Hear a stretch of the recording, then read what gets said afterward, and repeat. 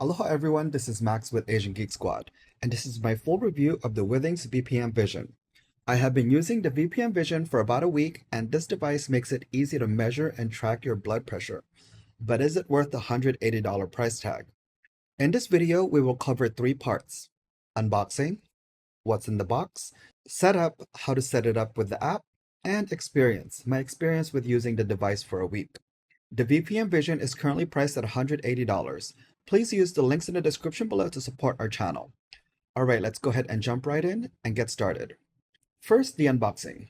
The package arrived a little beat up, but fortunately, the VPN Vision comes in a case. Inside, you have USB to USB-C cable, documentation, a case, and the device itself. And just as a heads up, comes with a medium to large armband and the device. If you need the extra large band, you'll have to order that separately. It's not included. Next, let's go ahead and move on to setup. To set up the device, you'll have to download the Withings app and sign in.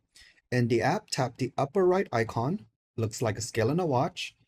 Tap on Install a Device, select select blood pressure and monitors. But before you select the VPN Vision on the app, now we'll go ahead and turn that on by pressing the on button. Next, you'll see a scan code on the device. Now let's go ahead and go back on the phone, select the VPN Vision on the Withings app. Then you'll have to enable both Bluetooth and location to use the device. Next, go ahead and press Start Installation. The next step is go ahead and enter the code on the VPN Vision on your phone. And finally, you'll have to enter the Wi-Fi password on the device so it can connect to Wi-Fi. All right, a lot of steps, but it's not too complicated. Just take it one step at a time. All right, now you're ready to use your device, and let's go ahead and talk about my experience. The entire process of taking your blood pressure takes about a minute. First, I like to put the blood pressure cuff on, which is probably the hardest part for me. Once I have it on, I go ahead and turn on the device, select your name, press OK, and go ahead and select blood pressure. The first few times it took longer because putting the blood pressure cuff was probably the hardest part.